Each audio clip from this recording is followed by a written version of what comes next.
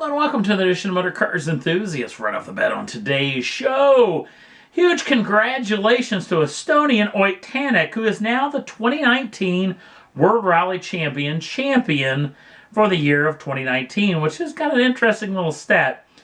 It's the first time in 15 years that there wasn't a Sebastian or a Frenchman who was actually the WRC champion. Sebastian Loeb won the last 9 championships along with the last 6 championships belonging to Sebastian Ogier. So, huge congratulations not only to Ott Tänak, but to Gazoo Toyota Racing. Next up on the list, well, we're right on the precipice of the final round of the WRC season in Rally Australia. But if you haven't seen what's been going on in Australia, huge wildfires, huge brush fires have been engulfed the entire country. 2.5 million acres have been affected by these fires. And obviously, in the light of all that's going on over there, the final round of the season actually couldn't take place, so Rally Australia has officially been canceled. Which does mean that Hyundai's WRC team, for the first time ever in all those years of running in the WRC, is the 2019 Manufacturers Champion. So there's a huge cue for this team. They've really gone for it for this year. If you watched a little bit of WRC, you've really seen this organization has really thrown drivers at this thing, trying to give their best shot at that Manufacturers Championship. 2020 may be a different story as far as them, because we're thinking that Terry Neuville is going to come back next year, but he's going to have a brand new teammate. And it is 2019 WRC champion Ott Tänak will be leaving Toyota Gazoo Racing for Hyundai coming up in the year of 2020. So Hyundai's going to be a real powerhouse, and it's going to be interesting to see what might possibly happen to Andreas Mikkelsen, Greg Breen. We've already heard that Danny Sordo will be returning to the team. What's Sebastian Loeb going to be doing for next year? And obviously there's a very, very hot seat over there at Toyota Gazoo Racing, so we'll definitely keep you tuned more of what we hear.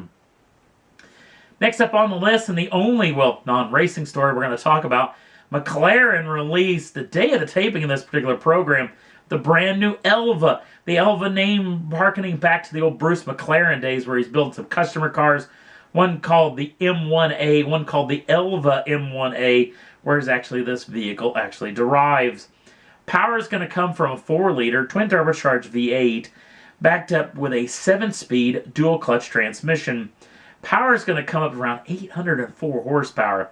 We're talking about 0 to 60 in under 3 seconds, possibly more powerful and quicker than the McLaren Senna. Obviously, possibly other than outright lap time because of all the downforce. But don't think that downforce has been ignored. A lot of active aero has gone into this particular machine, including a lot to increase downforce and increase efficiency. All the best braking, all the best tire package, suspension package. This is an Ultimate Series, so it's definitely going to get the best of everything. Now, obviously, the no windscreen is a little bit interesting. Now, you can get one if you so desire, as McLaren will give you one. Well, or it's an optional add-on. But they're claiming their brand new system, Active Air Management System, will kind of create a little bit of a cone of silence, if you will, where it creates a 130-degree little bubble of air around the driver's cockpit, where they're claiming very little buffeting, very little wind turbulence, even at top speed. So that's going to be pretty interesting to see moving forward. Now, the thing's rare. 399 of them are actually going to be built for the world with a starting price of £1.425 million sterling.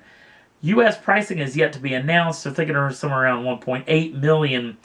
And obviously this thing's going to go fast. We'll definitely keep you in tune when we get a little bit more concrete information, a little bit more interesting information going to come out very soon. Last up on the list, the 2021 regulations for the FIA Formula 1 series have been released, and it's pretty interesting. So the basics with the car, the aero system is going to be a lot less complicated, a lot less little winglets and everything going on. Supposedly the downforce levels are going to come down. The wheels are going to grow, which is going to be interesting to see if some teams maybe dabble with larger wheel and tire or larger braking packages. Even though these cars are so lightweight, chances are it probably may a little bit too much rotating mass that may not be needed. They're claiming with the new regulations, heavier car, less aero, it possibly could be 3 seconds a lap slower at any Grand Prix circuit around the world. The real interesting thing is the capping of the funds going into the team. But there is some muddying of that particular water. They're claiming that it's going to be right around 1.7 or $175 million is going to be your cap on your funds. There's been a lot of talk that a lot of teams are spending closer to $500 million this year. So this is probably really needed. Now comes the muddying part. A part that's really going to get interesting. Because there's parts of the team that aren't going to be under the cap. $175 million for the entire team except for both drivers, the 3 highest paid folks inside of the team, along with their marketing program. So that kind of gets kind of muddy. What if you were to take, like, let's say the top-rated Formula One team over the past several years, Mercedes? Okay, so you take Lewis Hamilton, Valtteri Bottas, who basically can make as much money as the market allows. Then you possibly got Toto Wolff, the head of the team, and let's say for the sake of argument, the 2 race engineers, the 2 head engineers over each car are going to be making the most amount of money, which isn't capped and isn't under the $175 million. What if you were to say that maybe Toto Wolff makes, let's say for the sake of argument, $50 million a year, but he takes $25 million of that and hires his own little group to do a lot of work inside of the team that isn't regulated by the team. So that you see, this thing could get really, really muddied. They're claiming they're going to keep a close chomp on it, especially if somebody goes over that $175 million.